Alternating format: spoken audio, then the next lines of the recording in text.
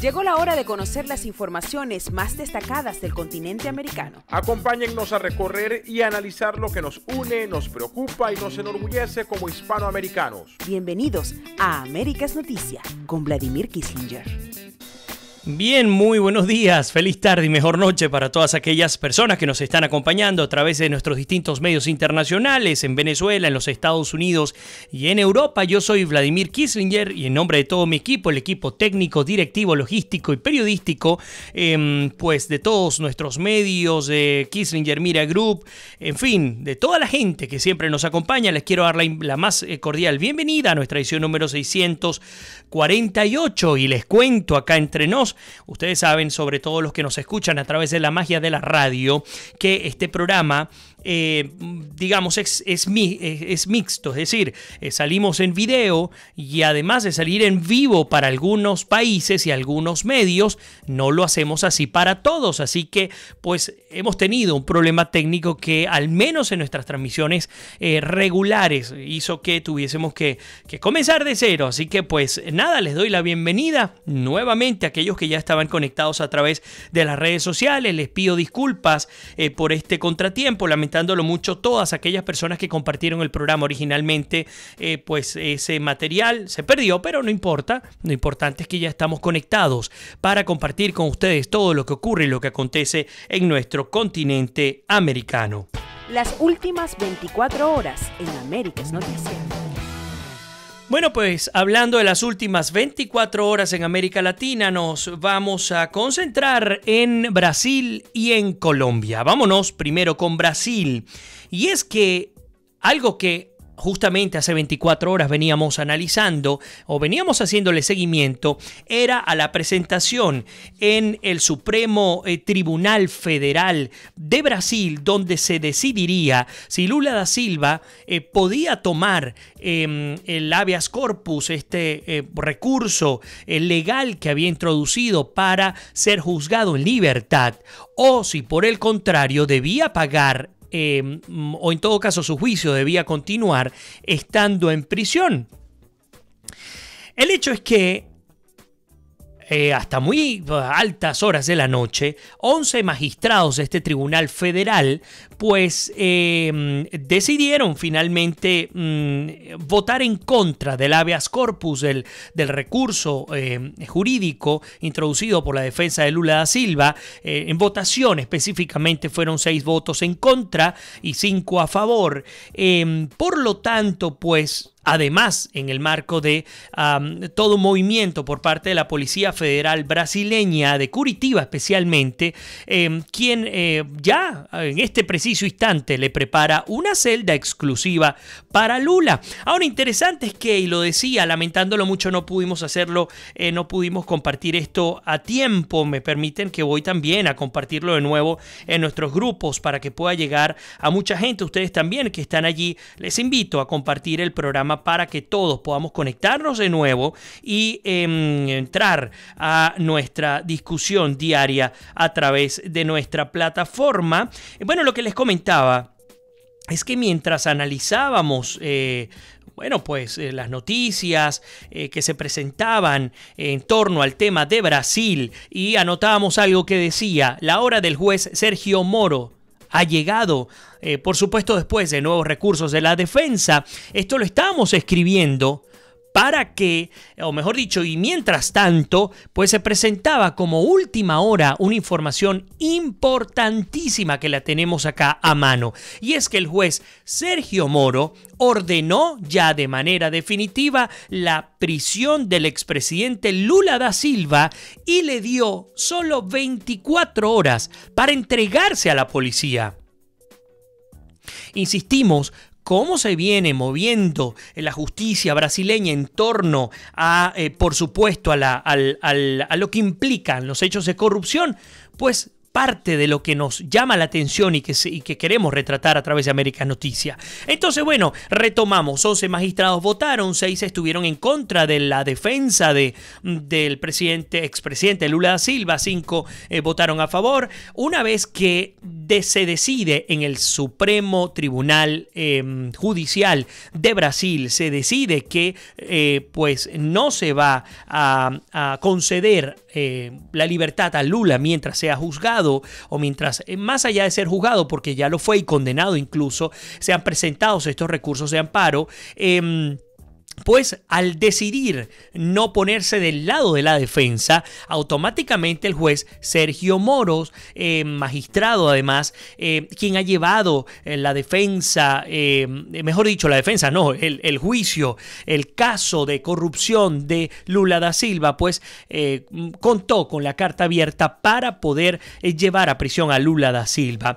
Fíjense que interesante es que Lula da Silva tenía la oportunidad, asumimos que aún la tiene, pero desde prisión, de presentar otro recurso que sería decidido para el día martes, sería presentado para el día martes. Por ahí veo que Rudy Alves, mi queridísima hermana y amiga brasileña que reside en Orlando, nos acompaña en este momento, y me encantaría, Rudy, tu opinión, tu percepción, porque estamos hablando justamente de tu país, estamos hablando de Brasil. Pero entonces el hecho, les comento, Sergio Moros se ha convertido en una especie de paladín en contra de la corrupción en Brasil.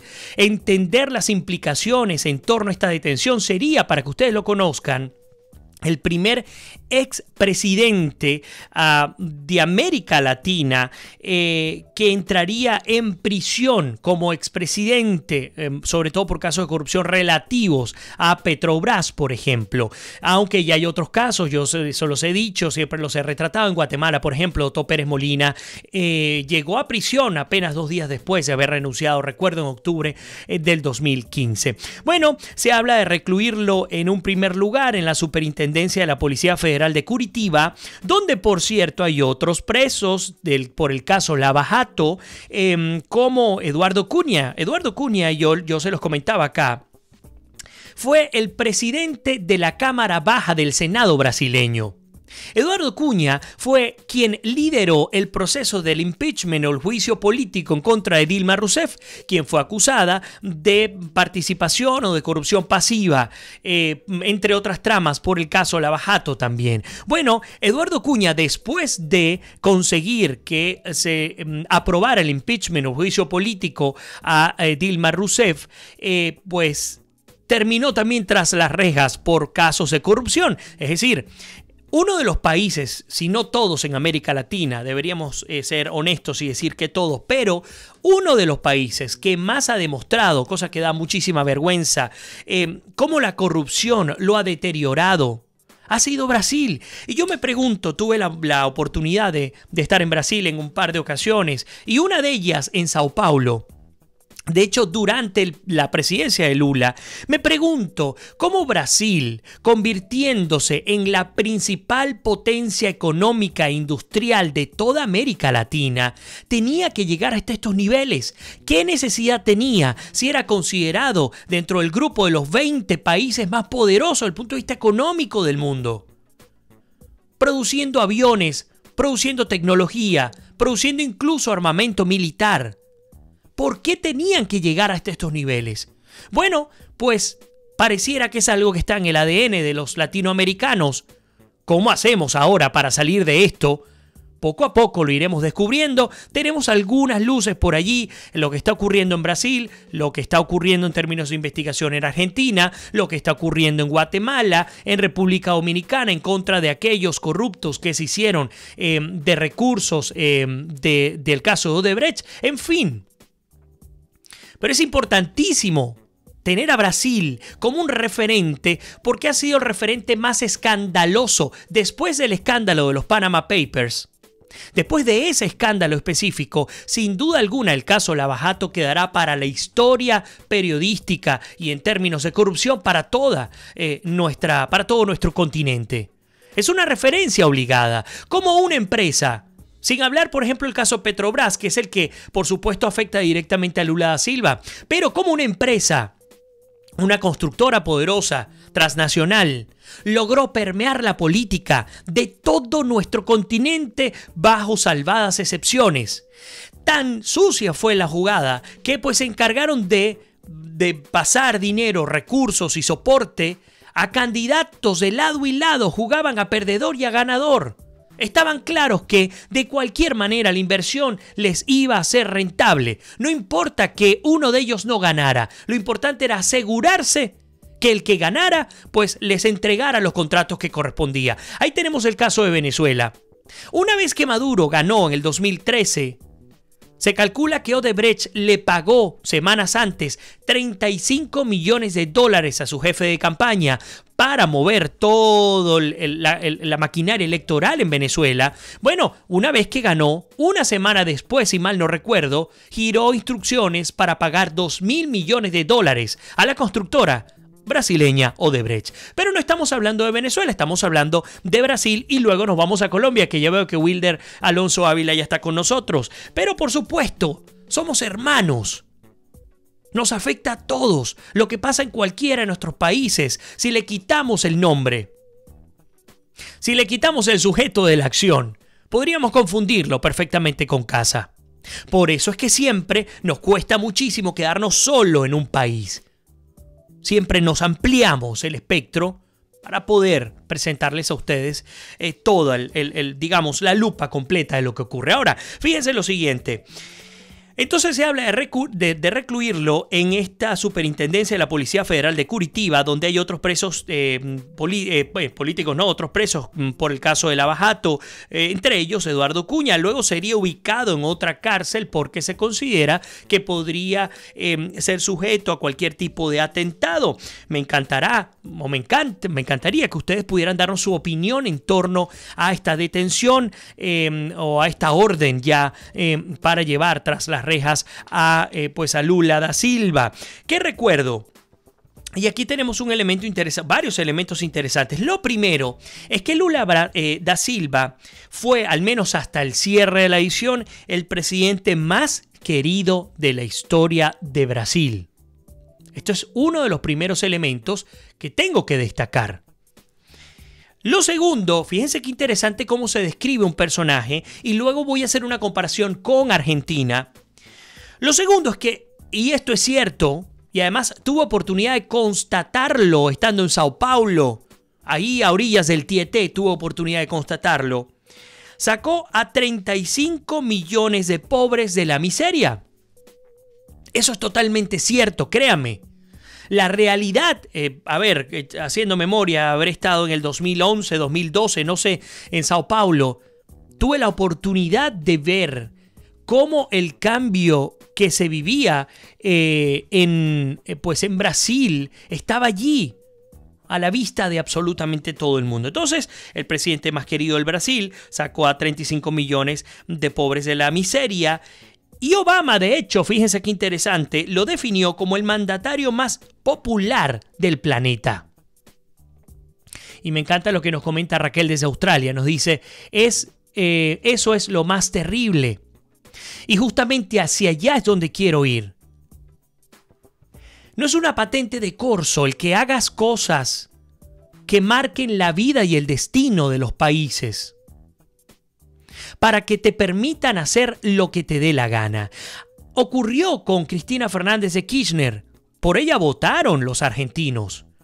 Por Ernesto Kirchner votaron los argentinos. Por Hugo Chávez votaron los venezolanos. Pero eso no significa de ninguna manera que ellos puedan hacer, cual reyes en una comarca, lo que les parezca. Tienen que responder ante la justicia. Por eso es que les traigo esto, porque es interesante presentar una cosmovisión de la realidad brasileña hoy día. Una institucionalidad resquebrajada, profundamente afectada, con muy buena parte de sus políticos en el Senado, en la Cámara Baja, en la Cámara Alta, en los ministerios, en los departamentos, en el Ejecutivo, pues hasta aquí, llenos de casos de corrupción. Si mi memoria no me falla, hablamos todos los días de tantos países que muy probablemente se me pueda equivocar. Cuando se estaba enjuiciando a Dilma Rousseff, este juicio político que terminó destituyéndola y nombrando a Michael Temer, El 40% de los senadores que estaban allí, que votaron en contra de Dilma Rousseff, también estaban incursos en hechos de presunta corrupción e investigaciones. Aún siguen las investigaciones. Por eso es que tenemos que meterle la lupa al hecho de la corrupción en el continente. Los brasileños no pueden permitir que esto siga ocurriendo en su país. Un país que lo tiene todo, al igual que Colombia, al igual que Argentina. Lo tiene todo. Brasil, el país más industrializado de todo nuestra nación latinoamericana. Ahora fíjense, continúo para que vean. Presidente más querido del Brasil sacó 35 millones de pobres de la miseria. Obama lo definió como el mandatario más popular del planeta y es el primer expresidente brasileño en entrar en prisión. Y una de las cosas más irónicas en todo este asunto es que hubo un editorial, no recuerdo si fue de la BBC, del País o de Infobae, me disculpan, ahí sí se me fue la memoria, que decía, de preso a presidente. La decisión que se tomaría este 4 de abril, ya pasó, pues el 3 de abril, perdón, sería determinante para tener a un individuo que sería o el próximo presidente de Brasil, o el próximo o el primer expresidente del Brasil detenido. ¿Por qué se los digo? Porque resulta que el presidente Lula da Silva, expresidente ya, es el que al momento, al cierre de la edición, cuenta con el mayor porcentaje de favoritismo en un proceso electoral. Recordemos que en octubre son las elecciones en Brasil. Si Lula da Silva hubiese conseguido, al momento todo parece indicar que no lo va a conseguir, hubiese conseguido mantenerse en pleno juicio con sus apelaciones en libertad, se podría lanzar sin mayor problema a la presidencia y muy probablemente la ganaría. El Partido de los Trabajadores ganaría, el Frente Amplio Izquierdista lo ganaría. Pero, aunque estando preso también se puede lanzar a presidente, es importante destacarlo, pues aún estando preso, aquí comienzan a cambiar los escenarios, no hay acceso a los medios, no hay acceso a mítines políticos, se hace mucho más complicado y probablemente ya no sea una opción ni para los petistas, el Partido de los Trabajadores, ni para el Frente Amplio de la izquierda. Tendrá que ya pensar en otra cosa, ya voy a incorporar los comentarios de todos ustedes. Bueno, pues el hecho es que todo parece indicar, y ya Sergio Moro se ha puesto los pantalones a decir, señor Lula da Silva tiene 24 horas para entregarse a la justicia. Y aquí tenemos Infobae de Argentina. Lástima que no tengo a Rudy Alves con nosotros acá en el programa a mi lado, porque tengo acá enfrente de mi monitor, tengo la declaración, la orden, mejor dicho, del juez Sergio Fernando Moro, juez federal, dando nota y parte de de la detención que se espera que se haga a partir de la entrega del presidente Lula da Silva. Pues ¿cuánto tiempo tendría que pagar de cárcel? Tendría que pagar 12 años y un mes de prisión. Pero insistimos, lo importante de entender esto, de cara a los hechos de corrupción que se han vivido y se viven en Perú, por ejemplo, todos los presidentes vivos del Perú, menos Vizcarra que acaba de ser nombrado, todos, no hay uno que no esté incurso en investigaciones por hechos de corrupción, incluyendo por supuesto a PPK o a Pedro Pablo Kuczynski. Continúo. En Guatemala, lo acabamos de ver, Otto Pérez Molina, tras las rejas, Roxana Valdetti, tras las rejas su vicepresidenta, el hermano y el hijo de Jimmy Morales, actual presidente de Guatemala, bajo investigación por hechos de corrupción. Tenemos los casos de Bolivia, el caso de Colombia particularmente, que tiene que ver con la recepción de dinero por parte de Odebrecht, incluso por parte de la campaña de Juan Manuel Santos. El caso de Venezuela, que pues por supuesto se investigará cuando la libertad finalmente llegue, aterrice en el país. En Argentina, en México, República Dominicana, Panamá, es lo que está ocurriendo en América Latina y por supuesto explota con mucho más fuerza al tocar el tema de Brasil. A ver, quiero incorporar los comentarios, insisto, les pido disculpas, en la primera parte del programa se nos fue el video, ahora sí estamos conectados, entiendo que todo les está llegando bien. Godofredo Vázquez está con nosotros, nos saluda. Por ahí Wilder nos dice, ojo con las encuestas, hay que mirar bien la fuente, pues vienen amañadas, por supuesto refiriéndose al caso colombiano. No lo voy a completar aún porque vamos a tocar Colombia en la segunda parte del programa. Por allí, bueno, justamente también Luis Alberto Bonillo nos pregunta sobre información sobre algunos chavistas que están huyendo del país a depositar su maldad a los países honestos. Denúncialos, gracias, por supuesto, Luis. Ayer le dedicamos 3/4 partes del programa. Te invito a verlo si no tuviste oportunidad de hacerlo. Un programa muy intenso. Todos tuvimos oportunidad de opinar sobre los casos de estos chavistas, altos funcionarios y también operadores de la violencia chavistas que han comenzado a salir de Venezuela, buscando incluso asilo. Mi gran amigo y hermano Noé Pernía es uno de los que los ha denunciado. A ver, voy a comentar los comentarios. Fíjense que María Morales nos dice, ahora sí se escucha mejor. Qué bueno, hemos hecho algunos cambios importantes acá. Elena Madán, a quien le envío un abrazo enorme, dice, muy bien hecho. El señor Moro, deberían construir una prisión solo para el caso Odebrecht. Creo que se llena y que pues se queden todos allí, para parafrasear lo que nos ha comentado nuestra querida Elena. Godofredo nos dice, Venezuela pronto libre. Arsenia Prieto, María Eugenia Catoni, José Pérez, Milguan Tosta, Ramón Alberto Rivero nos acompaña. Wilder dice, justamente descubierto en Colombia el cartel de La Paloma, usaron la paz para robar hasta a los noruegos. Paz e injusticia, no es paz, se los dije. Elena Madán nos dice, quedará para la historia del mundo porque el escándalo es una vergüenza de marca mayor. Por allí también Arsenia nos dice, perdón, Elena, yo personalmente considero que es un magnífico golpe al verdadero imperio narcotraficante latinoamericano, mientras que Rafael Vargas Velázquez nos dice, nos saluda, nos felicita por el programa, gracias a ti, un abrazo. Dice, bueno, en mi opinión en cuanto a Brasil es que Lula estaba aliado con el primer corrupto de América Latina, Hugo Chávez, al igual que la Cristina de Kirchner. Elena nos dice, el caso de Lula constata una vez más que el poder corrompe, es como una ley, no hay vuelta de hoja. Sí, Elena, pero aunque estoy de acuerdo contigo, estoy de acuerdo parcialmente. Yo creo que el poder, independientemente de tener esa tentación y esa posibilidad de corromper, siempre que la autonomía de los poderes públicos del Estado y la fortaleza en términos de cultura, es decir, que sean fuertes y funcionales todos y cada uno de estos poderes, difícilmente veremos al poder como una opción fácil, clara, diáfana para poder obtener riquezas. ¿Por qué? Porque sabemos que tendremos acá atrás en el cuello, tendremos a la justicia detrás de nosotros. Luis Alberto Bonillo nos dice, el populismo es lo más dañino para los latinoamericanos. Zuli Quiñones por allí, Marilena Flores, Mallorca. Zulis dice, el ex jefe del gobierno español, Felipe González, pidió a la comunidad internacional desconocer las elecciones presidenciales planteadas para el próximo 20 de mayo, refiriéndose a Venezuela. También lo vamos a estar tocando en la segunda parte del programa, mientras que Zuli también nos comenta que la policía brasileña ya está lista para el operativo para un posible traslado de Lula da Silva a la orden de arresto. La condena previa por corrupción contra el expresidente fue confirmada y aumentada a 12 años de prisión. Estás muy bien informada, Zuli, bienvenida como siempre. Fíjense que Elena nos dice, pero Vladimir, Fidel Castro ha sido catalogado como el político latinoamericano más importante del siglo XX y ahora estamos sufriendo en toda Latinoamérica las consecuencias de su política injerencista, esa que tanto le ha criticado a los Estados Unidos.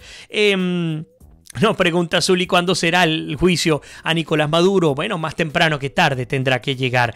José Silva Ramírez dice, ese populismo izquierdoso se acaba cuando se pida un diploma de secundaria como mínimo para votar.